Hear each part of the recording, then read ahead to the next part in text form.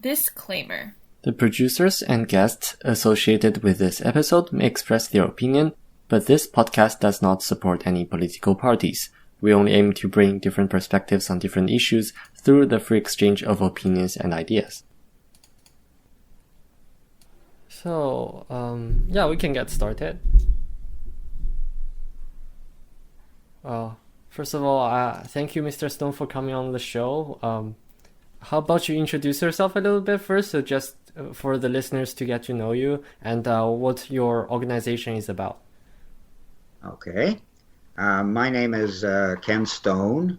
I'm the treasurer of the Hamilton Coalition to Stop the War, which has been in existence for 19 years now. We formed at the time of the run-up to the war on Iraq, and since then, we've never had to change our names because we've been living since 9/11 in a state of perpetual war. And so our coalition has been involved in opposing not only the war in Iraq, but the wars in Libya and Syria and Somalia, Sudan, so on. All the targets of the U.S. empire, of which Canada is a willing player. I'm also executive of the Syria Solidarity Movement, and on top of that, I am also a member of the steering committee of the Cross Canada Campaign to free Meng Wanzhou. So it keeps me pretty busy. That's nice. So I guess we'll jump into today's topic, which is about genocide or not in Xinjiang. So genocide, this term is very, very controversial, especially applied to this region, as there's a lot of debate as to whether this term is correctly applied or not.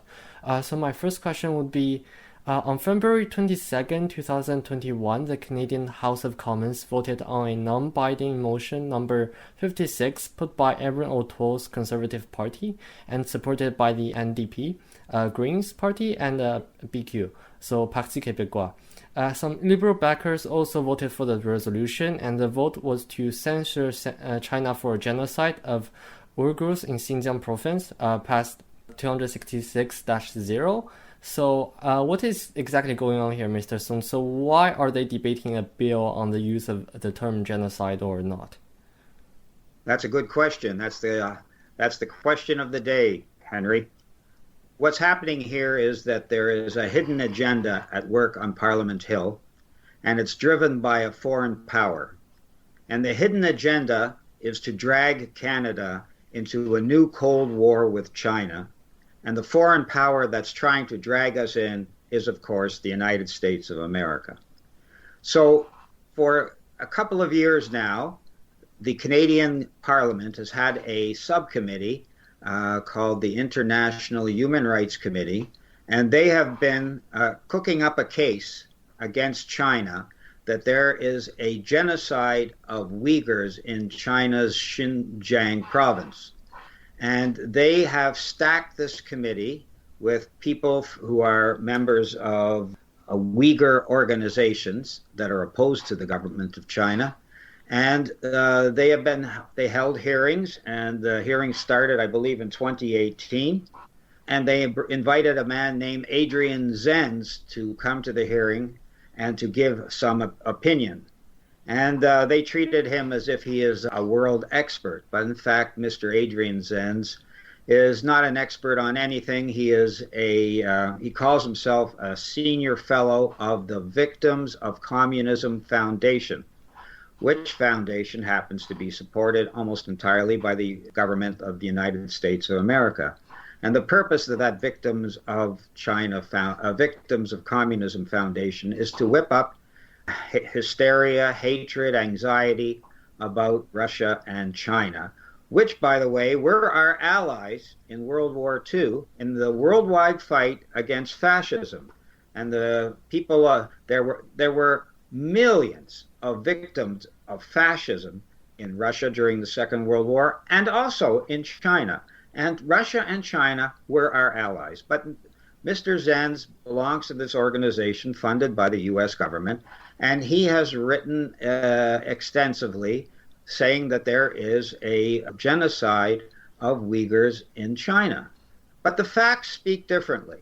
The statistics, you can't people the statistics tell the real picture. Between 2010 and 2018 in Xinjiang province in China, the population of Uyghur people expanded by 25%.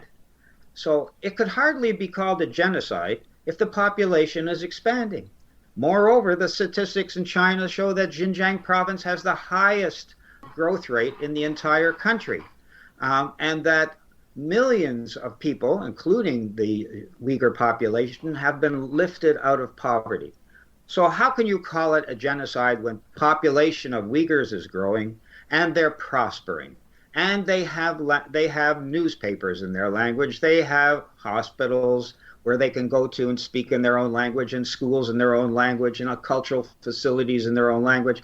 The Uyghur language is on the Chinese currency.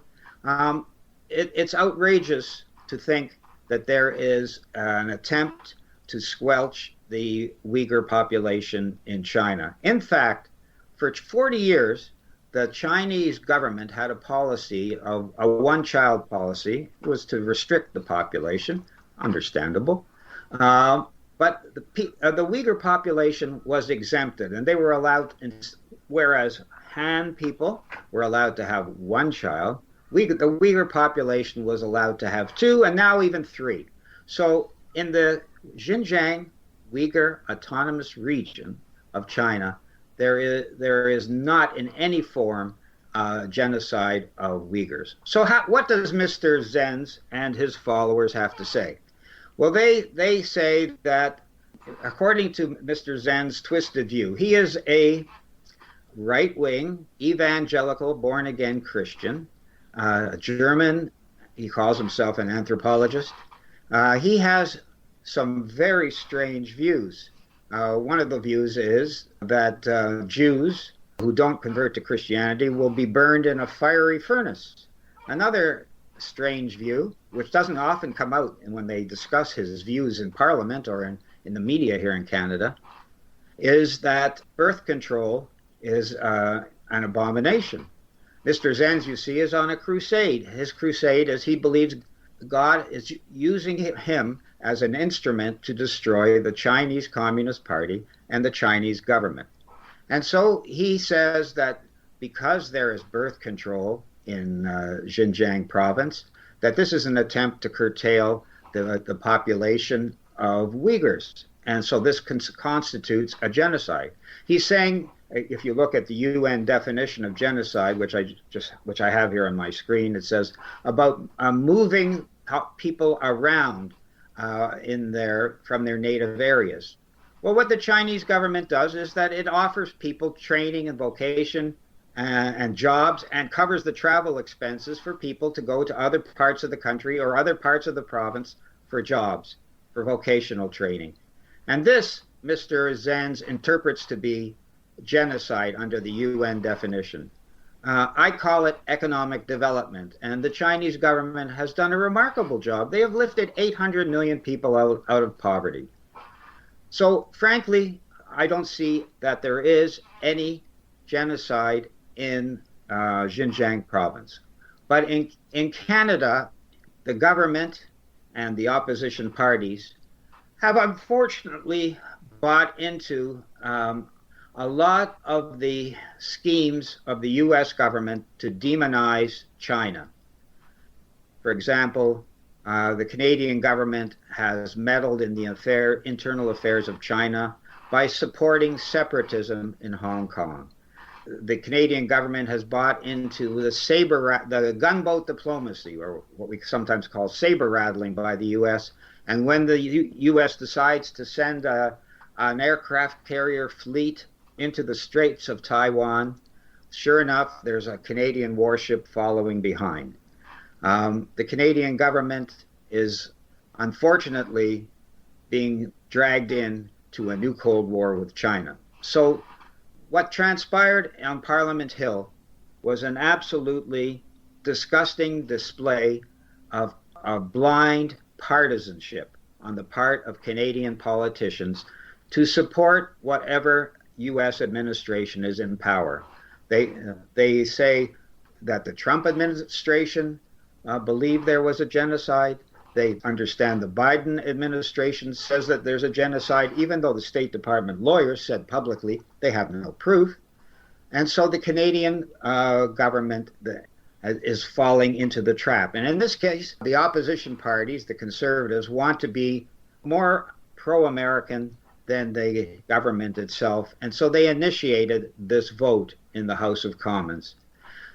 At the committee level, for 2 years, they did not entertain anyone, no one, who had any views that disagreed with Mr. Adrian Zenz.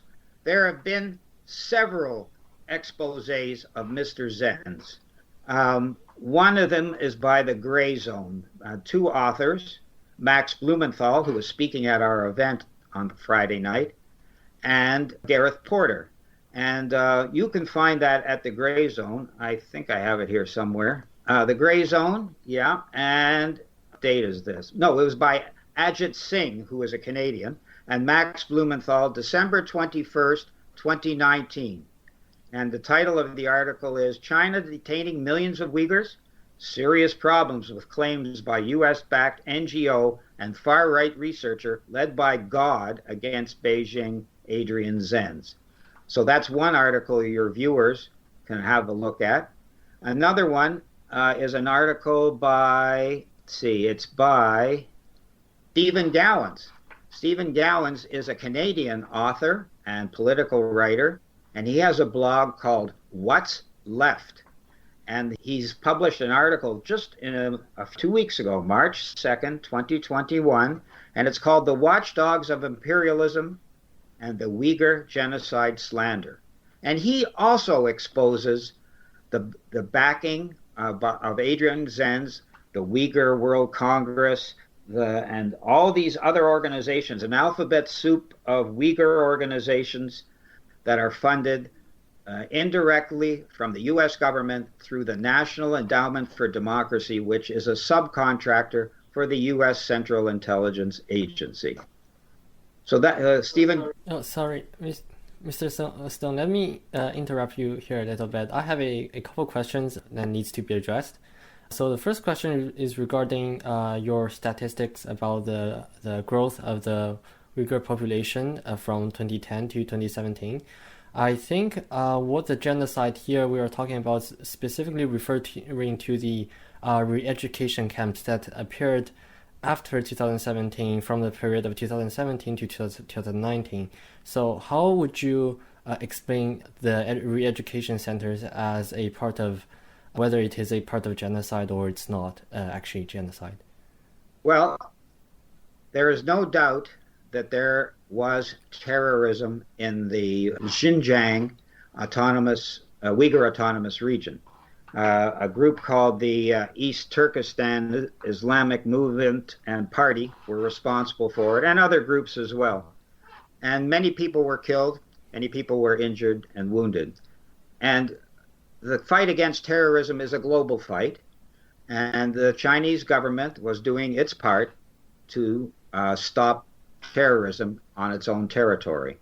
And naturally, they had a two-pronged policy. One was to arrest the terrorists. And the other policy was to try to ameliorate as much as possible the conditions in Xinjiang province such that, terrorists who are sponsored from other countries, sponsored abroad, have no basis among the population to get any kind of support or encouragement. And I think the Chinese government did that. They didn't use a very heavy hand, in my opinion, rounding up, bunches of people, torturing them and executing them, as has happened in other countries. I think that they approached this in a sensible and rational way by having re-education centers. And actually, Canada has a de-radicalization program. It's run by the RCMP, and it's mainly for the people, the Canadians who went over or wanted to go over to fight alongside ISIS in Syria and Iraq. So Canada has a similar program, not on the same scale, of course, as China. But the de-radicalization is one part of the program to counter terrorism. The other part was to improve conditions in Xinjiang province, which I do believe that the Chinese government did an admirable job at doing. Sorry, Mr. Stone, how can you also explain the, shall we call them escapees of the re-education camp, how there are witness accounts of mass rapes or of torture inside the re-education center? How would you explain that as a part of an re-education effort rather than a part of genocide?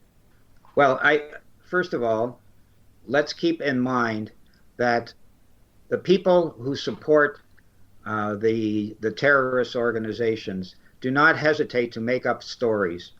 This is the 10th anniversary of the war on Syria, and I've been involved from day one. And the inside Syria, the terrorists there who are funded and supported by NATO countries, by the Arab monarchies, by the State of Israel, make up these lurid and fancy tales, including false flag chemical attacks, all of which are used to put the blame on the Syrian government in order to get foreign countries to intervene in Syria, mainly the United States, the UK, France, the usual NATO suspects. And so I think that it's the same in China. Max Blumenthal, in his articles at the Gray Zone, has gone through the testimony. I can't do it here, but he goes through the testimony of some of these so-called witnesses, and their testimony changes over time. And these people are just not reliable witnesses. I should point out, as while I'm talking about Syria, that there is inside of Syria, there is a whole town in the province of Idlib, which is occupied now. The people who used to live there, I guess, have been ethnically cleansed, occupied now by these East Turkestan militants, these terrorists, who have, and there's about 15,000 of them, the last count I heard, and they are there in China for one reason only, to get military experience to go back, and they're in Syria explicitly to get military experience to go back to China and start a war there. So these are the kinds of people we're dealing with. These are not people who are looking for, a calm and peaceful society where people, work together and share the benefits of the common good. These are people who are agents of countries like Saudi Arabia, who funds these groups, or some of the Arab monarchies, whose aim is to promote their sectarian view. It's called Wahhabism, which is completely the opposite of what the Chinese government is. The Chinese government is a secular government, and everybody's allowed to have freedom of religion, but not the followers of Wahhabism from Saudi Arabia. They only recognize one strand of Islam as valid, and they don't hesitate to chop off the heads of others. So dealing with people like that, I think the Chinese government has done rather well in curbing the terrorism and bringing up the standard of living so that people in Xinjiang feel that they are a part of one of the most prosperous countries in the world. Sorry, Mr. Song, I would like to come back to your point of a secular government in China. Yep. As a Chinese myself, I know that China's secularism is very different from the Western notion of religious tolerance.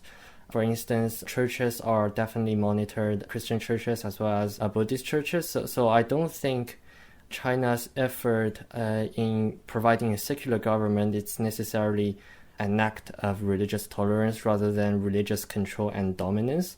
So how do you think this impact the so-called re-education centers of Xinjiang?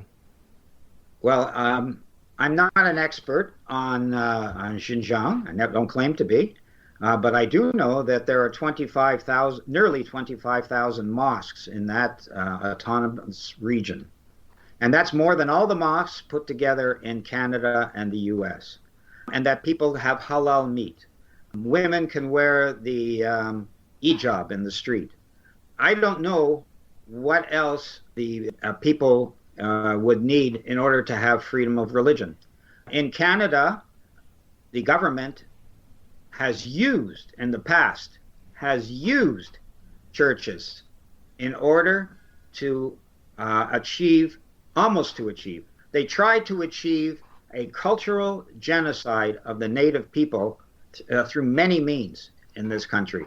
The main means over the past 100 years was the residential schools, in which the government of Canada appointed the churches to run schools away from Indian communities, and they kidnapped the children of the native people in Canada, and they took them to these residential schools where they tried to drive the Indian out of the Indians. They tried to assimilate the native children. They discouraged their own languages. They discouraged their cultures. They beat them. They sexually abused them. There are thousands of native children who went to these schools who are unaccounted for. No graves, they just disappeared. It was a crime. It would in fact qualify under the UN definition of genocide. And this was a policy, an official policy of the Canadian government, to use the churches to assimilate and destroy the native culture. So I don't think that terrible kind of thing is happening in China.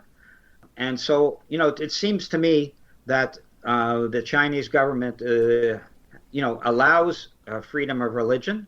And in fact, I understand they even rebuilt some of the churches in some of the mosques in Xinjiang province that were in poor repair at government expense.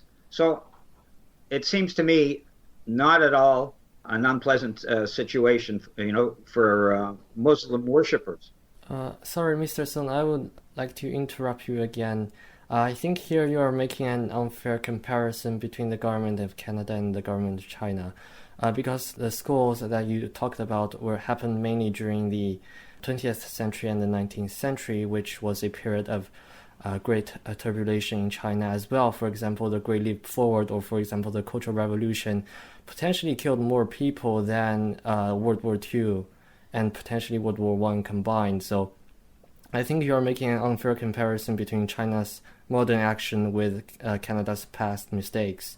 And the second point I want to make about, again, religious tolerance in China is the fact that secular religion in China is not, it's not a religious tolerance thing. For example, during the Cultural Revolution, again, the Chinese destroyed their own culture there was forced things that was prohibited during that time period. So again, China's secularism is not the same thing as religious tolerance, which I think would be an impact here in Xinjiang. And my point of inquiry is to get to know how that impacts the people in Xinjiang, more specifically in the re-education center. What are they taught if Chinese government is a secular one but not a religious tolerant one? To be frank, that was a very long question, so I'm not sure how to answer it. I think that the main question that we are dealing with today, is there a genocide of Uyghurs in China? And I think the population statistics and the cultural statistics show that there is not. Now, if you want to talk about freedom of religion in China, I think that's a different matter. And I'd be more interested in talking about how this, as the Chinese ambassador calls it, lie of the century about this Uyghur genocide is being used in Canada to whip up animosity for a new Cold War, and is also being used to create, well, maybe not purposely, but it's creating xenophobia. It's creating, heightened levels of racism and hate crimes against Asian Canadians. I think the number of hate crimes in British Columbia last year went up 330%. That's a feature of a number of things. It includes Trump weaponizing the COVID-19 pandemic and calling it a Chinese virus. It has to do with the campaign to meddle in the affairs of Hong Kong.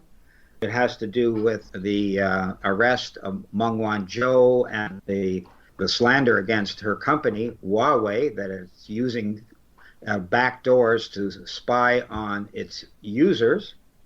And I think that those are the important issues that that I would like to talk about today.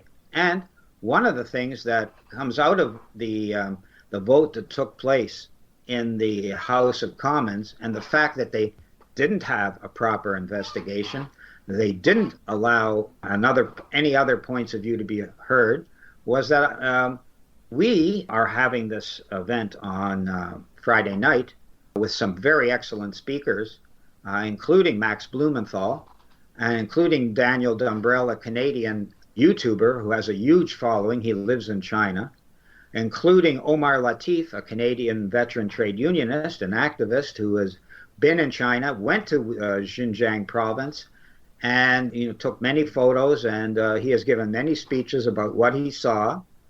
And finally, we will have the Chinese Consul General, Madame Lu Zhu, from Calgary, to speak as well.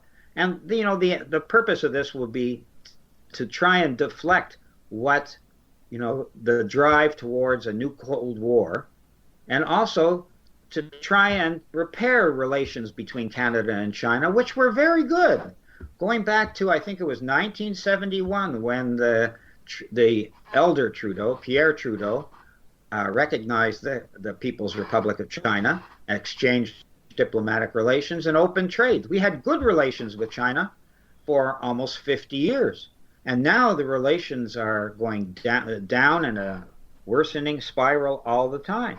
What we need is a fact-finding mission of Canadian parliamentarians, academics, labor leaders, faith leaders, to go to China at the invitation of the Chinese government, if they so agree, go to Xinjiang province and have a look for themselves and report back to Parliament, because the motion, number 56, that you referred to at the very beginning of this interview, is a non-binding motion. It's not etched in stone. It was just an opinion by the Parliament at that moment, on that day, February 22nd. It can be changed. And I think it should be changed. And that's one of the reasons we're having the forum on Friday night, and we're calling for a fact-finding mission to China. Jasmine, you have a question? Go ahead. Yeah. So it does circle back to the topic of the re-education camps. So I believe that you said they are meant to be for terrorists or suspected terrorists. Would you be able to clarify with us what criteria the government uses to identify these people? No, of course not. I wouldn't be privy to that. I'm not privy to what the Royal Canadian Mounted Police use as evidence in their de-radicalization programs either. I'm just saying that is the Chinese method, one of their two-pronged strategy. One is to, take those people and re-educate them. The other one is to improve the lot of the whole population such that the terrorists have no support among the people, because the people are happy. Yeah, I see. I believe that in many newspapers, this is a spot of controversy because they believe that the Chinese government is not totally being transparent with the people on these criteria. So what comments would you have about China's transparency on their policy surrounding these camps? What I would say is what I would say about the RCMP. They aren't transparent enough either here. And I would hope that the Chinese government would be more transparent. But it's not something they're hiding under a blanket. More than 50 countries issued a statement at the United Nations Human Rights Council, led by Cuba, applauding the exemplary treatment by China, by the Chinese government, of its Uyghur population. And of the more than 50, 23 of them were mainly Muslim countries. And many of these Muslim countries sent delegations at the invitation of the Chinese government to go and have a look in Xinjiang province and talk to the people. And they did. And they came back and they voted to applaud the Chinese government. I have never been to Xinjiang province. I have been to China, but I never made it that far west. And so I don't know myself, but other people have gone, and it seems to them that the people of Xinjiang are their population is expanding and their prosperity is expanding, and they have plenty of access to their own culture and history and heritage. So if you want to compare that to Libya, which has become a failed state because NATO, including Canada, supported terrorists going into Libya to destroy that country, and now it's a failed state with rival armies, rival proxy armies fighting each other. Or if you want to go into Syria, where the Syrian government has had to fight for 10 long years against these jihadi terrorists who were responsible for hundreds of thousands of deaths, and I was in Syria, and destruction of whole cities. It's unbelievable to see. If you want to compare that to what's going on in Xinjiang, there's no comparison. What's going on in Xinjiang is, I would say, is very, normal and responsible, whereas... Sorry, Mr. Song, I would like to interrupt you for a second. So first of all, the Syrian government is actually responsible for the most amount of death in the Syrian civil war. And the second point I would like to point out is, why did China hide the fact of re-education camp until there was enough evidence to prove their very existence in 2017? So if China's attempt was to actually de-radicalize the extremists, why would they hide the existence of these camps? I'm not sure. Okay, to the first question about Syria, I think that the Syrian army has suffered the most casualties. The casualties of the Syrian army are probably the largest proportion of the deaths in Syria. And I think the Syrian people and the Syrian government have made, and the Syrian Arab army, have made huge sacrifices so as not to be defeated by the U.S. empire and all its proxies in NATO and in the Arab monarchies and the State of Israel. They have done a fantastic job of fighting the biggest empire in world history and keeping their state and their secular government and their social programs alive. And they deserve a lot of credit. Now, as for China, to answer your second question, I've said it before, I haven't been there, but other people have, including governments who, like the 23 Muslim countries who signed the declaration, the 50-plus declaration at the UN Human Rights Council, lauding China. So, governments have gone on in there and looked, and what they found was agreeable. No, but my point is, why would they conceal the camps if they were not re-education camps?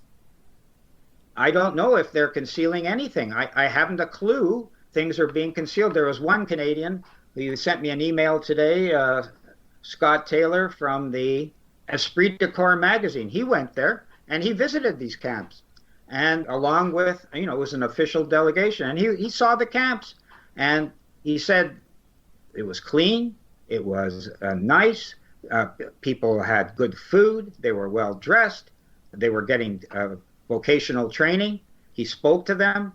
They seemed to be happy. So what can I add to that? I'm not an eyewitness, but eyewitnesses have gone there from Canada and have found the situation reasonable and agreeable. And my question is, then let's talk about international countries and experts. So according to a body of 15 international experts, China's alleged actions in Xinjiang has violated every single clause in UN's Genocide Convention. So why do some people still argue that it's not a genocide? Well, I think we covered that earlier, but I'm going to call up the genocide, the Convention on Genocide. Okay, so Article 2 gives 5 grounds: killing members of the group. Second one, causing serious bodily or mental harm to members of the group. C is deliberately inflicting on the group conditions of life calculated to bring about its physical destruction in whole or in part. D, imposing measures intended to prevent births within the group. And E, forcefully transferring children of the group to another group. I think that the Chinese government hasn't done any of these things. In fact, when I look at these, I see, actions that the Canadian government has done, not just the residential schools, but, the fact that there was a 60s snatch of children from their homes, across native children from their homes. There was the genocide of the Beotucks in Newfoundland, who were killed to the very last woman. So I can see how people like Adrian Zenz, who are getting paid by the American government and have an axe to grind and they believe that they're instruments of God and hate communism. I can see that they would look at vocational schools as forcibly transferring children, and I can see birth control. Of course, Adrian Zenz is opposed to birth control. So if birth control and family planning is provided to the Uyghur population in Xinjiang province, as I'm sure it is, then he does, and in fact he has said that that's a sign of genocide. But we have family planning here in Hamilton, Ontario, and I don't think it constitutes genocide. Sorry, Mr. Stone, let me come back to the question about eyewitnesses. You said official delegations have one there, but I would argue that those official delegations have a lot of other interesting stakes as to their political alliance with China or with the US, so basically with the two hegemony. And again, back to the topic of eyewitnesses. So what makes their eyewitnesses more valuable than the supposed escapees from the camps themselves? I think the quality of the testimony is what differentiates the two. If you have a witness who changes his or her story every time you ask them the same question, that designates that person as an unreliable witness. Whereas if you have delegations of people who go to a place and they they undertake a fact-finding mission, and they see all the things that they wanted to see, and they come back and say, we didn't see anything illegal or untoward or disagreeable, then I think I would be more inclined to take the second group of people versus the first. Sorry, I would disagree, as official delegations are often prepared and arranged in a way that to provide the best possible view of the country as possible. And again, there are political alliances behind the official delegations, whereas the witnesses, they have no interest in basically disgracing a country or otherwise. I would respectfully disagree with you, Henry. Based on my experience of what happened in the former Yugoslavia, which was destroyed by NATO during the 1990s, and my experience in from Libya, I've never been to Libya, my experience in Syria. There are people who are on the payroll of countries and governments whose purpose is to destroy other countries or to bring them into compliance with their foreign policy. For example, the United States wanted very much for the Syrian government at the turn of the century to become part client state in the U.S. empire. The Syrian government under Bashar al-Assad refused to do so. They didn't go along with the pipeline plans that Qatar and Turkey wanted, and they didn't go along with the plan that the United States wanted for Syria to break its alliance with Iran and become friendly with Israel. And so the United States, according to the WikiLeaks papers, I've got the book in the next room, but I don't have it in front of me. It's a chapter, I think it's chapter 5. They do the entire list of cables from Damascus from 2005 to 2011, and it shows how the U.S. government, funded and organized and armed these proxy armies and their spokespersons. And those spokespersons would tell very many lies about Syria, and they would make the most outrageous statements which were in contravention of the truth. And they still do it today. The White Helmets still exist in Syria. It was funded to the tune of something like $250 million, at least 4.5 million from Canada. That's the latest figures we had, but probably much more. And they are paid. They are Syrians who were paid to create false, gas attacks, gas incidents, and they would blame them on the Syrian government. So, these are they make films about themselves, and they get nominated for Academy Awards, and they get nominated for the Nobel Peace Prize. But what they're doing is telling lies and being proxies for foreign governments who are trying to make a regime change in Syria. If someone comes forward and makes a statement, a bald statement, it doesn't mean that they are correct. You have to find out where they come from, for whom they speak, who's paying their bills. Yeah, Mr. Stone, I would like to interrupt you here on Syria. So, for example, Syria supposedly, whether true or not, was supposed to base their regime on terror. For instance, at the beginning of the revolution, or you will call it a so-called revolution, they sent a amputated body of a 13 years old back to the family as a warning as to what would happen if they did not comply with the demands of the Syrian government. So what would you respond to those acts of terror that the Syrian government performs on its own citizen? I don't believe those stories. They're not factual. These are myths that have been created to justify a war of regime change against Syria for the past 10 years. The truth is... Then, sorry, Mr. Stone, again, I would like to interrupt you here. Then how would you justify the false elections that took place in Syria? I was there in 2016, and I observed the election, the parliamentary election.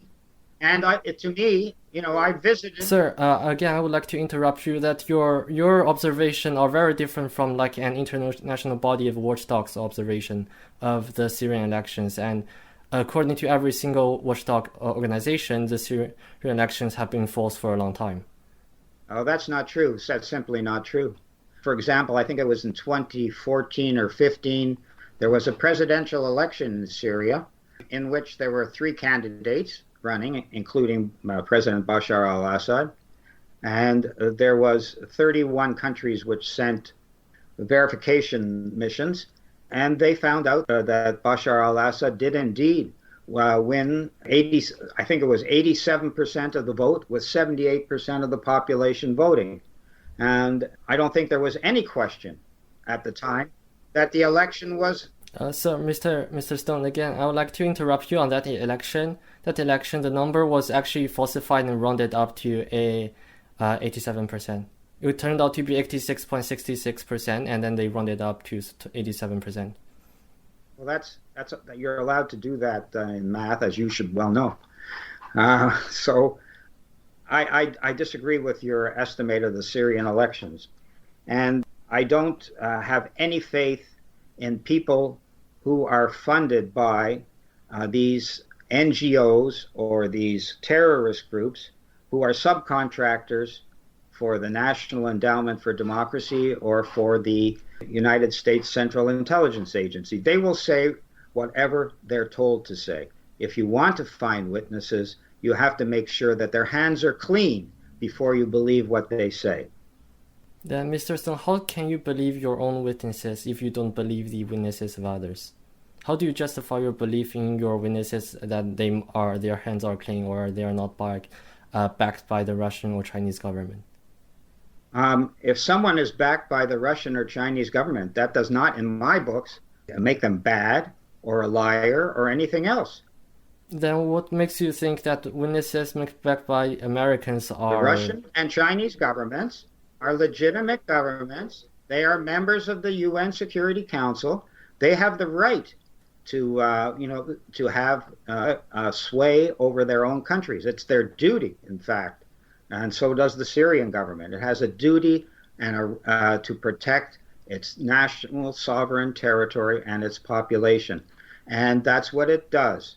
Canada would do the same thing if we were invaded by a foreign power or agents and proxies of a foreign power. This is what countries do.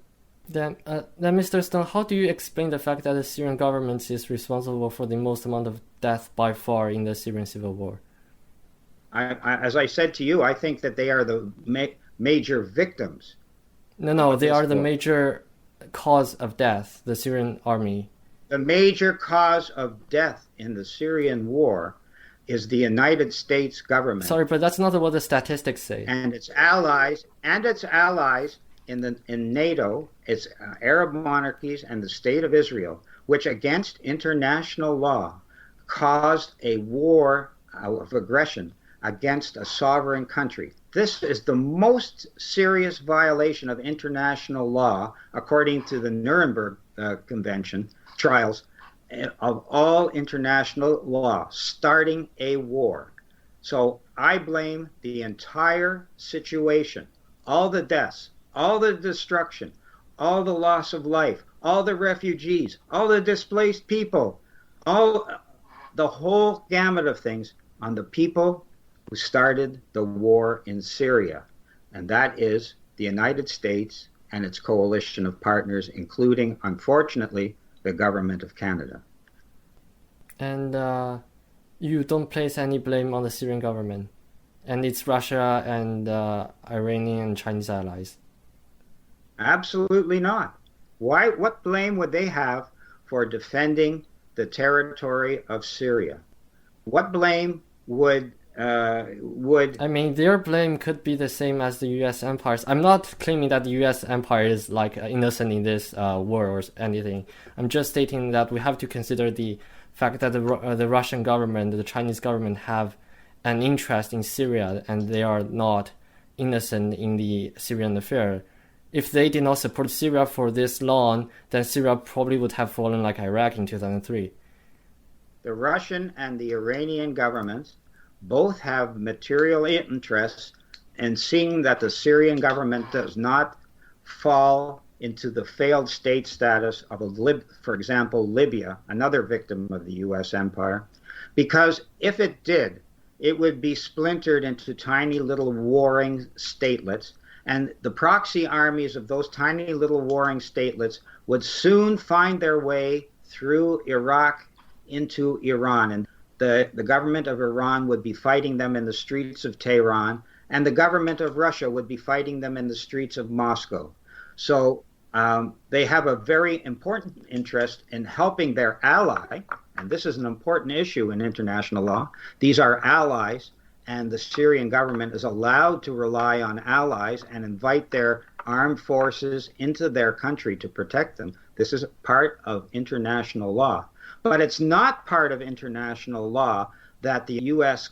troops are sitting on the eastern third of Syria and milking the oil out of the ground and taking it for themselves. That's a flagrant violation of international law. It's a flagrant violation of international law that Turkey has its troops and its proxies inside of Syria in several places.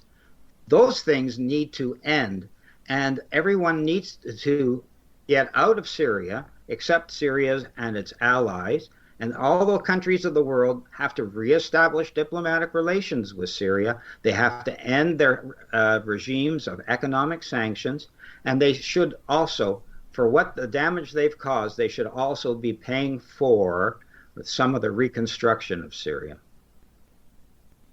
Thank you. Thank you for sharing your perspective with us.